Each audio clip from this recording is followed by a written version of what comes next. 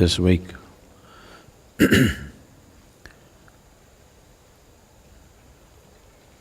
This week we have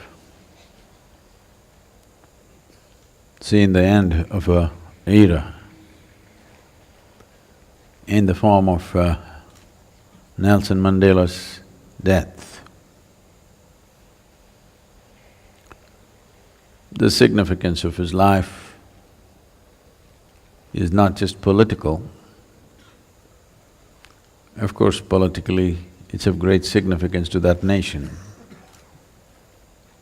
But as a man, we have seen very few men like that in the last century. And as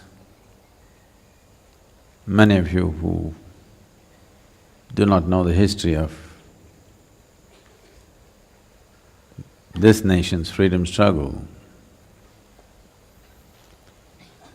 even India's freedom struggle was incubated in South Africa. It is a certain affront to Mahatma Gandhi's dignity which the apartheid regime delivered, which ignited India's spiritual movement in a big way. It's unfortunate that injustice, subjugation,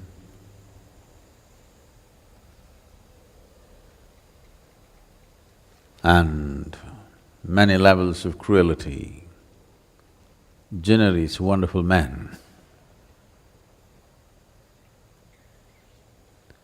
We have to find a way, which is what is our effort, to generate such men when there is no strife, when there is no subjugation, when there is no injustice. We should incubate such men in joy, in celebration. But largely societies have failed to do that. Because it's pain that becomes the most profound experience of most human life. Not joy, not love, not ecstasy, it's a pain. It's the profoundness of that experience which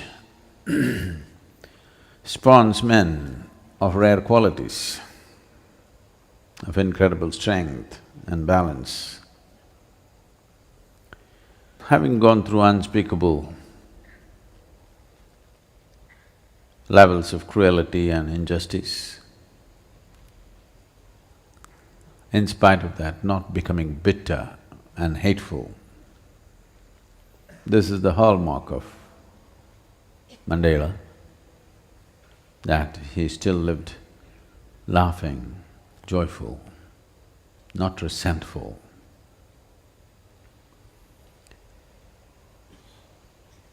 That takes a certain quality for a man to do that. Small things that happen to people, they remember forever and they're resentful for their whole life, for little things, not imparted by some cruel regime. Small things that parents did to children, they remember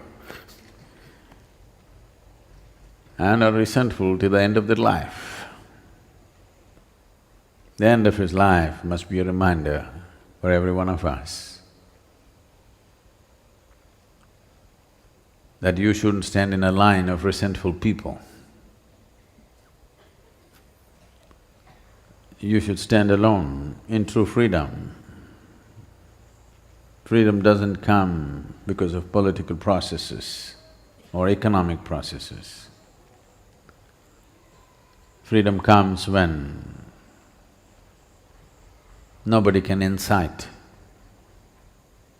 an unnecessary quality in you, no matter what they do.